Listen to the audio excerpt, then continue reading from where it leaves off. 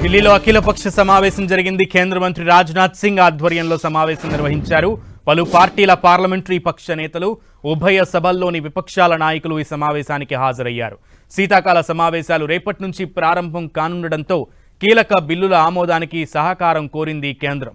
రాజ్యాంగం ఏర్పాటై 75 ఏళ్లు పూర్తవుతున్న సందర్భంగా రాజ్యాంగ దినోత్సవ వేడుకలు నిర్వహించనున్నట్లు సమాచారం ఇచ్చింది.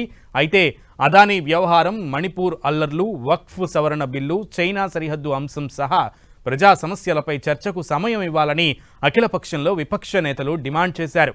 పార్లమెంటు శీతాకాల సమావేశాలు రేపటి నుంచి ప్రారంభం కానున్నాయి.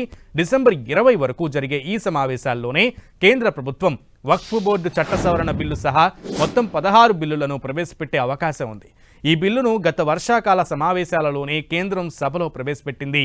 అయితే విపక్ష సభ్యుల అభ్యంతరాల నేపథ్యంలో దీనిని జాయింట్ పార్లమెంటరీ కమిటీకి పంపింది.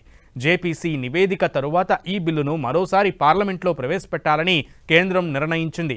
వక్ఫ్ సవరణ బిల్లుపై జేపీసీ శీతాకాల సమావేశాల మొదటి వారంలో పార్లమెంటుకు సమర్పించే అవకాశం ఉంది.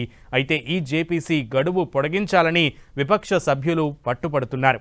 ఈ విషయంలో సభలో ప్రతిస్తంభన నెలకొనేటువంటి అవకాశాలు ఉన్నాయి. ఈ సమావేశాల్లో మరో కీలక బిల్లు కూడా, ఒకే దేశం ఒకే ఎన్నికల బిల్లును కూడా ప్రవేశపెట్టాలని కేంద్రం భావించింది. అయితే కొన్ని కారణాల నేపథ్యంలో ఈ సమావేశాలలో జమిలీ ఎన్నికల బిల్లును ప్రవేశపెట్టడం లేదు. ఈ శీతాకాల సమావేశాలలో పెండింగ్లో ఉన్న పాత బిల్లులు 11 సహా 5 కొత్త బిల్లులను ప్రవేశపెట్టేందుకు కేంద్రం నిర్ణయం తీసుకుంది.